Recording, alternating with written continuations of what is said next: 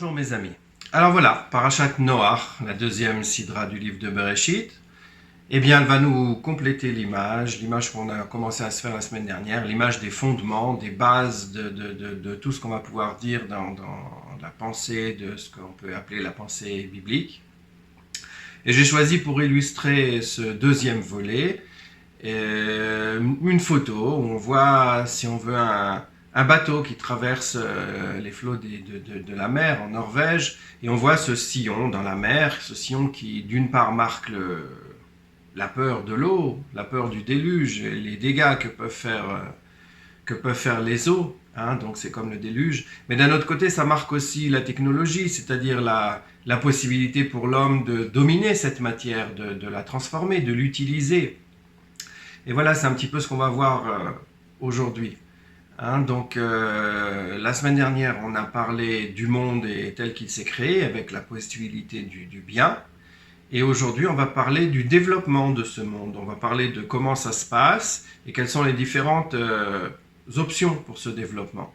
On va dire deux choses, en fait. On va parler d'une part du développement de l'humanité, de l'humain, comment il va se développer, comment il va se progresser. Et en fait, on va s'apercevoir que ce développement est considéré comme positif. C'est pas du tout comme dans la mythologie grecque, par exemple, une lutte contre les dieux. Et d'autre part, on a défini donc le bien, et si l'humanité se développe, eh bien évidemment, le bien ne va pas être exactement tout ce qui va toujours arriver en permanence, il va aussi avoir la possibilité du mal.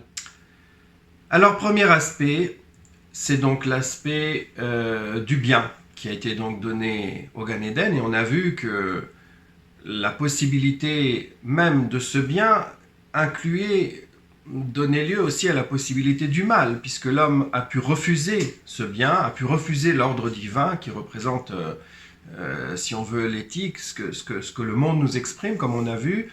Hein, juste un petit rappel, on a défini la notion de Dieu comme la notion de l'apparition, l'origine de l'apparition de la notion de sens, c'est-à-dire que comment le monde nous parle, comment est-ce que nous, humains, nous pouvons lire le monde, ce monde qui a pour nous une valeur de message et qu'on essaye de comprendre. L'origine de ce message, c'est ce qu'on a l'habitude d'appeler Dieu. Et cette notion de Dieu, qui est la notion la plus première, la plus fondamentale, j'ai dit, je ne suis pas le seul, hein, c'est pas moi qui l'ai inventé, mais personne n'a jamais pu aller de façon sérieuse plus loin sans dire des choses qui ne sont pas fondées.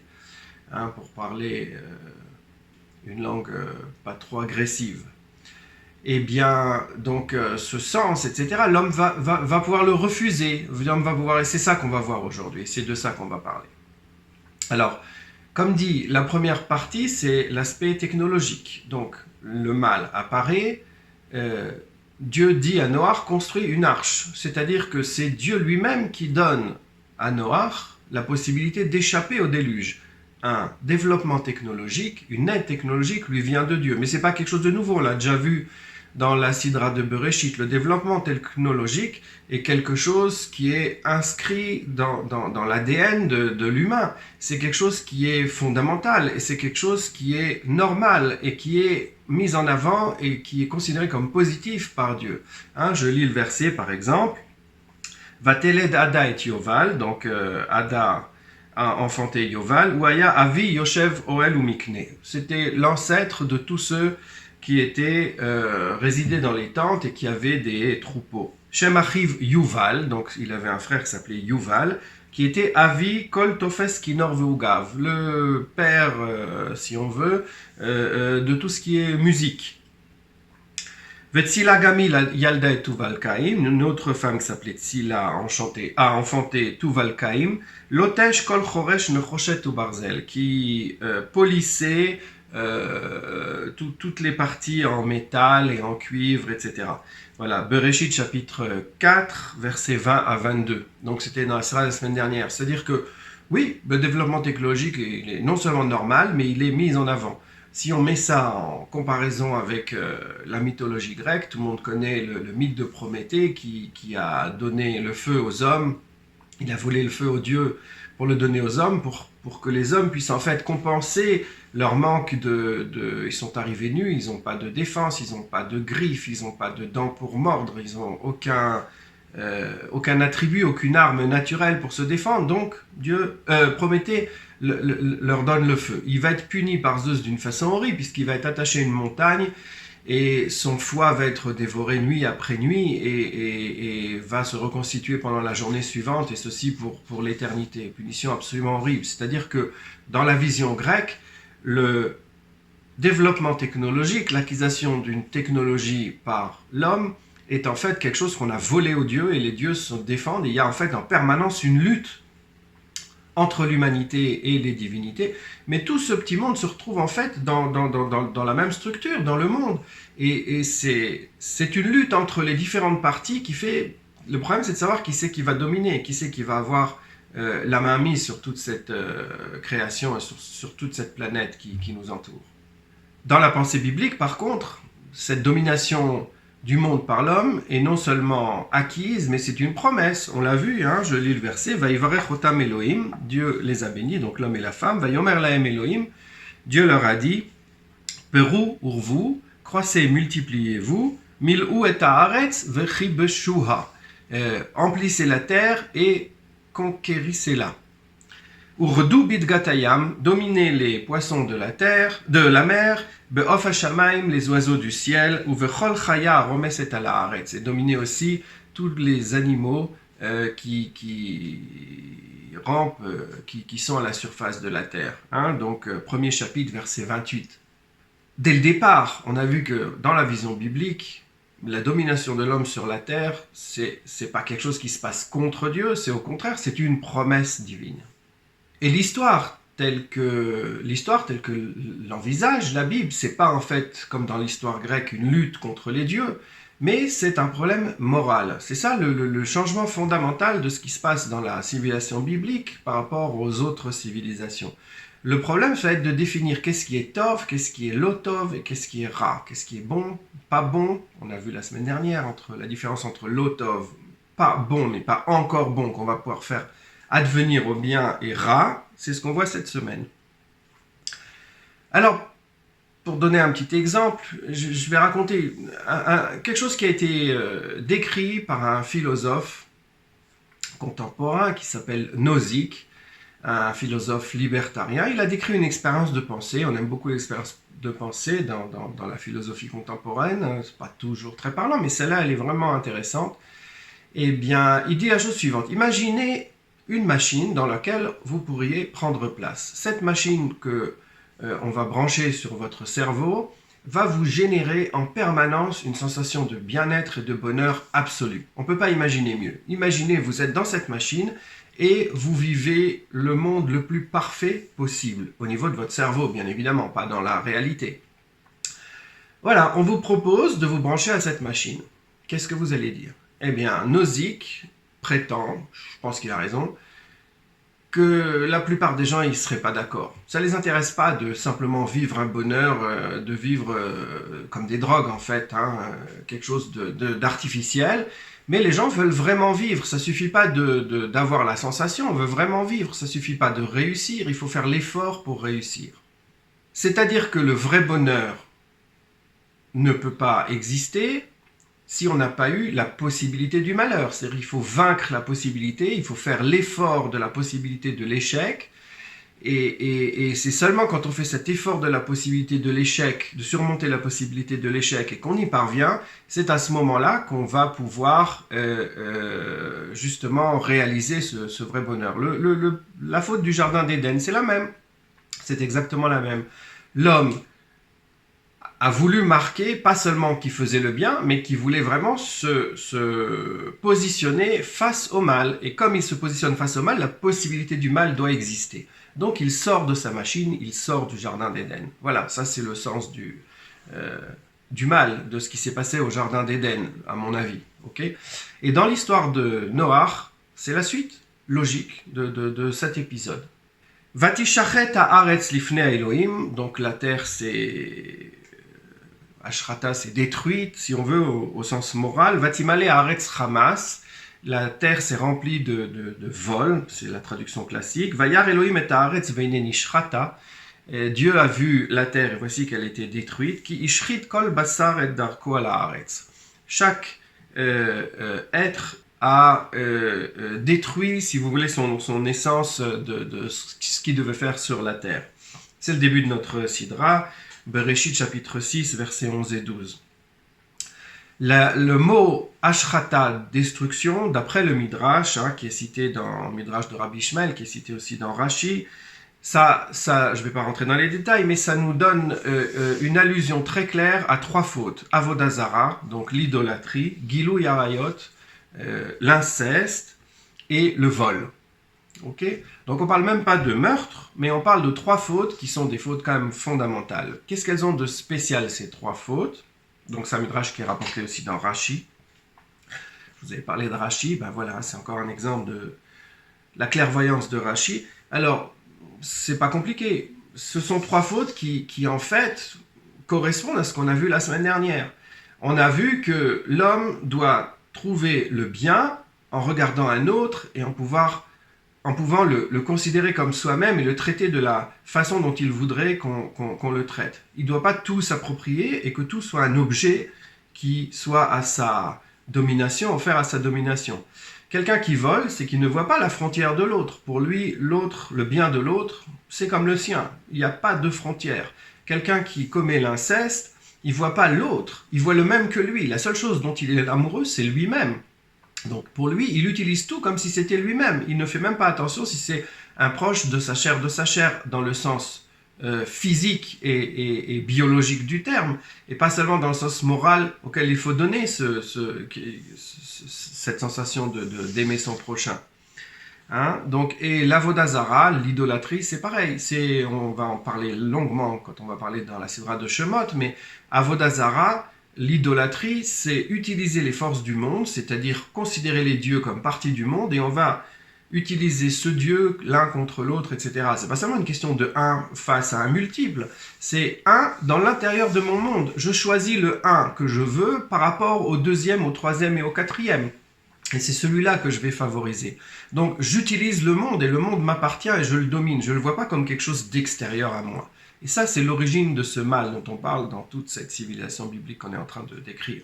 Alors ce mal qui apparaît, que toute la terre est polluée, détruite moralement, eh bien, n'a plus sa place dans l'idéologie, puisque on a construit le monde a reçu son sens, sa construction, son but, par cette apparition de cette notion de bien et d'éthique.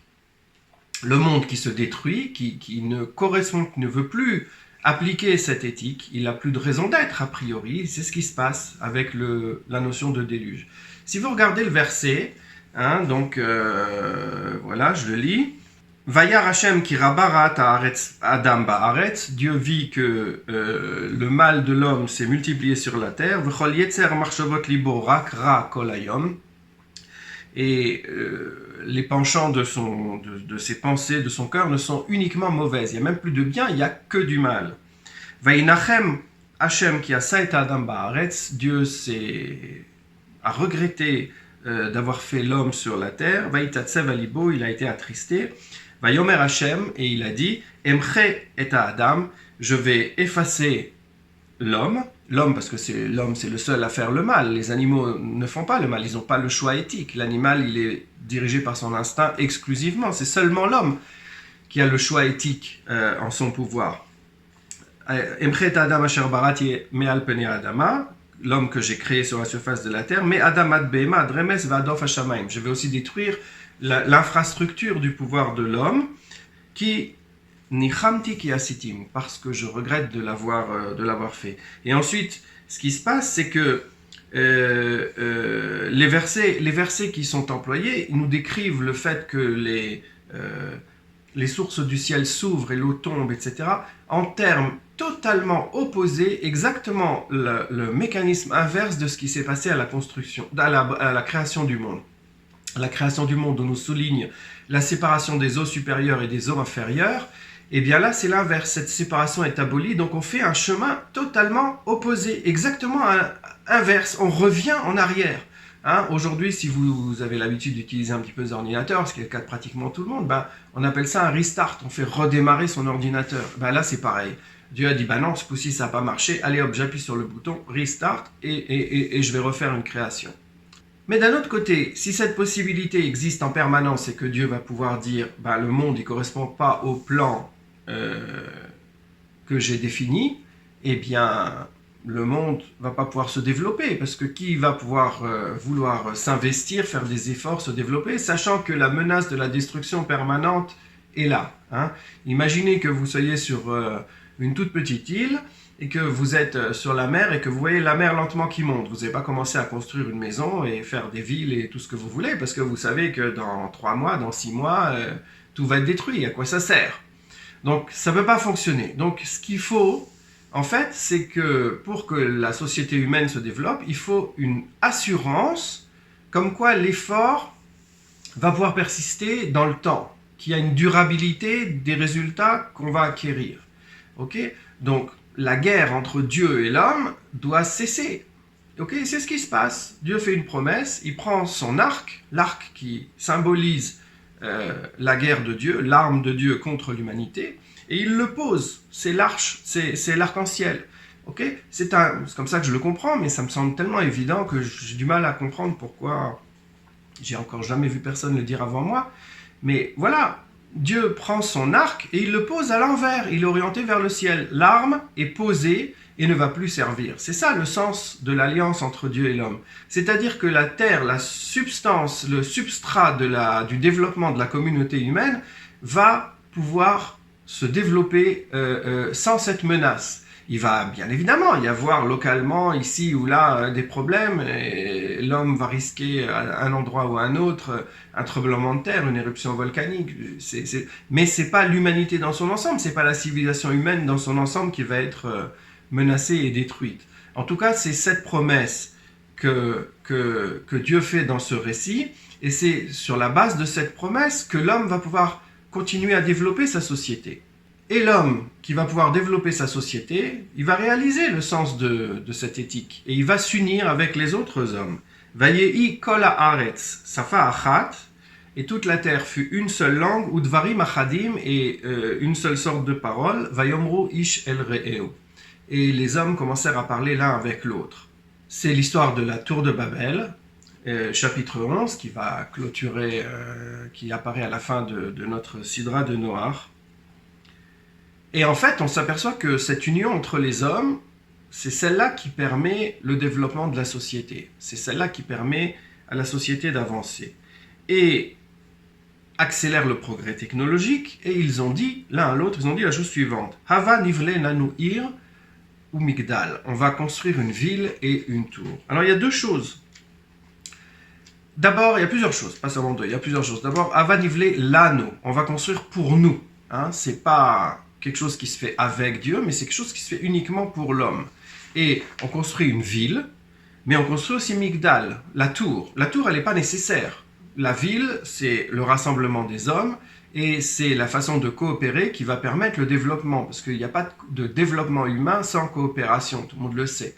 Je veux dire, si quelqu'un il est tout seul dans la jungle et qu'il n'a pas derrière lui le bagage au moins intellectuel, mais surtout d'autres gens pour pouvoir coopérer avec lui, ils vont pouvoir construire un petit village, mettre une barrière autour. Il y en a un qui va s'occuper d'agriculture, l'autre de chasse, etc. Et c'est comme ça qu'on va pouvoir se développer.